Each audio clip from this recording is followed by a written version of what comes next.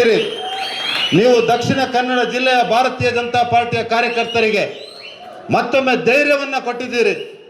ಈ ಜಿಲ್ಲೆ ಇದು ಹಿಂದುತ್ವದ ನೆಲ, ಈ ಜಿಲ್ಲೆ ಇದು ರಾಷ್ಟ್ರೀಯತೆಯ ನೆಲ.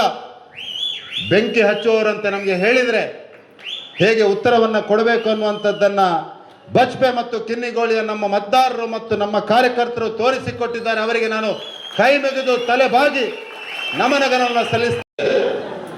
ಇದು ನಿಮಗೆ ಹಿಡಿಸುವುದಿಲ್ಲ ಆದರೆ ಈ ಜಿಲ್ಲೆಯ ಜನರ ಸ್ವಾಭಿಮಾನವನ್ನು ಕೆಣಕಲಿಕ್ಕೆ ಹೋಗಬೇಡಿ, ಈ ಜಿಲ್ಲೆಯ ಜನರನ್ನು ಅವಮಾನಿಸಲಿಕ್ಕೆ ಹೋಗಬೇಡಿ.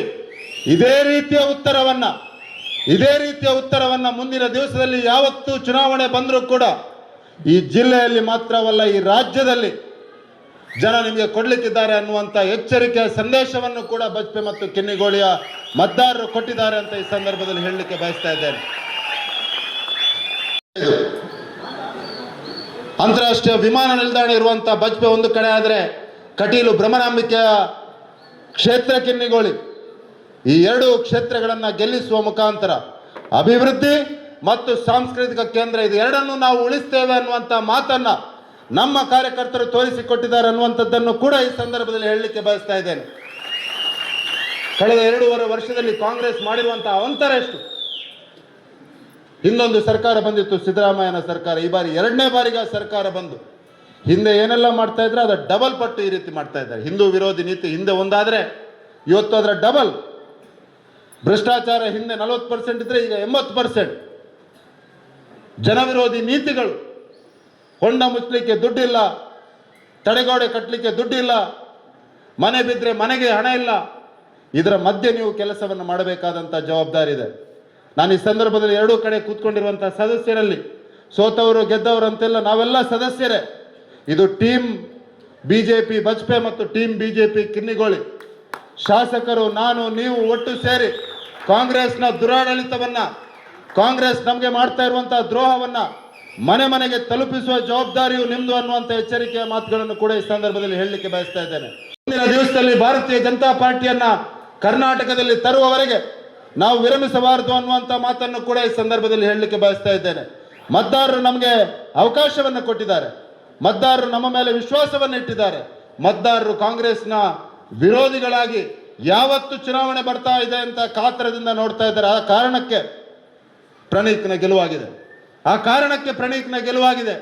ಇವತ್ತು ಕಾಂಗ್ರೆಸ್ನ ತುಷ್ಟೀಕರಣದ ನೀತಿ ಇನ್ನು ಮುಂದೆ ನಡೆಯೋದಿಲ್ಲ ಅನ್ನುವಂಥದ್ದನ್ನು ಕೂಡ ಈ ಚುನಾವಣೆ ಮುಖಾಂತರ ತೋರಿಸಿಕೊಟ್ಟಿದ್ದಾರೆ ಅನ್ನುವಂಥದ್ದನ್ನು ಈ ಸಂದರ್ಭದಲ್ಲಿ ಹೇಳಲಿಕ್ಕೆ ಬಯಸ್ತಾ ಇದ್ದೇನೆ.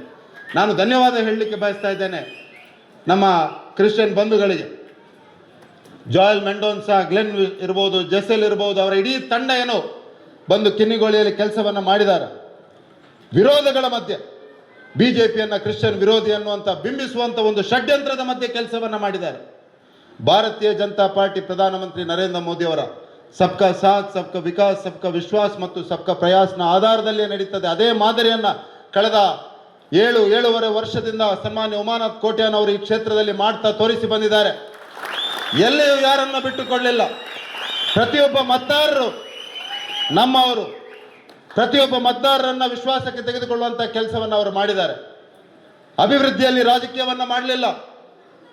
ಆ ರೀತಿಯಾದಂಥ ಒಂದು ಮಾದರಿಯನ್ನು, ಪ್ರಧಾನಮಂತ್ರಿಯವರ ಮಾದರಿಯನ್ನು ಮುಲ್ಕಿ ಮೂಡುಬಿದ್ರೆ ಕ್ಷೇತ್ರದಲ್ಲಿ ತೋರಿಸಿಕೊಟ್ಟಂಥ ಉಮಾನಾಥ್ ಕೋಟ್ಯಾನ್ ಅವರು ತಮಗೆ ಮಾದರಿ ಆಗಬೇಕು. ಬಜ್ಪೆ ಕಿನ್ನಿಗೋಳಿಯ ಈ ಚುನಾವಣೆ ಗೆಲುವಿನ ಮುಖಾಂತರ ಆಗಿದೆ ಅಂತ ನಾನು ಈ ಸಂದರ್ಭದಲ್ಲಿ ಹೇಳಲಿಕ್ಕೆ ಬಯಸ್ತಾ ಇದ್ದೇನೆ.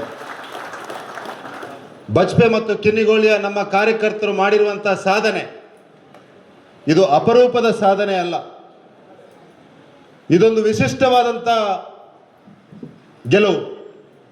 ಇದು ಕೇವಲ ಬಜ್ಪೆ ಕಿನ್ನಿಗೋಳಿಗೆ ಸಂಬಂಧಪಟ್ಟ ಗೆಲುವಲ್ಲ. ಇದು ಇಡೀ ಕರಾವಳಿ ಕರ್ನಾಟಕವನ್ನು ಕಾಂಗ್ರೆಸ್ ನಾವು ಬೆಂಕಿ ಹಚ್ಚುವವರು ಅಂತ ನಮ್ಮನ್ನ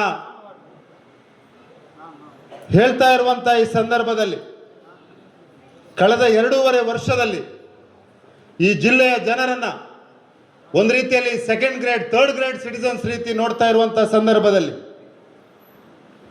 ಗ್ರಾಮದಲ್ಲಿ ಬೂತ್ನಲ್ಲಿ ನಮ್ಮ ಕಾರ್ಯಕರ್ತರನ್ನ, ಹಿಂದೂ ಸಂಘಟನೆಗಳನ್ನ ದ್ವೇಷದ ಭಾವನೆಯಲ್ಲಿ ನೋಡ್ತಾ ಇರುವಂತಹ ಸಂದರ್ಭದಲ್ಲಿ ನಮ್ಮೆಲ್ಲ ಕಾರ್ಯಕರ್ತರಿಗೆ ಧೈರ್ಯ ತುಂಬಿಸುವಂತ, ನಮ್ಮೆಲ್ಲ ಕಾರ್ಯಕರ್ತರಿಗೆ ಹೊಸ ಹುರುಪಿನೊಂದಿಗೆ, ಹುಮ್ಮಸ್ಸಿನೊಂದಿಗೆ ಹಿಂದುತ್ವಕ್ಕೋಸ್ಕರ, ಅಭಿವೃದ್ಧಿಗೋಸ್ಕರ ಪ್ರಧಾನಮಂತ್ರಿ ನರೇಂದ್ರ ಮೋದಿ ಅವರ ಆಡಳಿತ ಈ ರಾಜ್ಯದಲ್ಲೂ ಬರಬೇಕು ಅನ್ನುವಂಥ ಒಂದು ಆಶಾಭಾವನೆಯನ್ನು ಮೂಡಿಸಿರುವಂಥ ಕಾರ್ಯಕರ್ತರಿಗೆ ನಾನು ಕೈ ಮುಗಿದು ಧನ್ಯವಾದಗಳನ್ನು ಸಲ್ಲಿಸಲಿಕ್ಕೆ ಬಯಸ್ತಾ ಇದ್ದೇನೆ.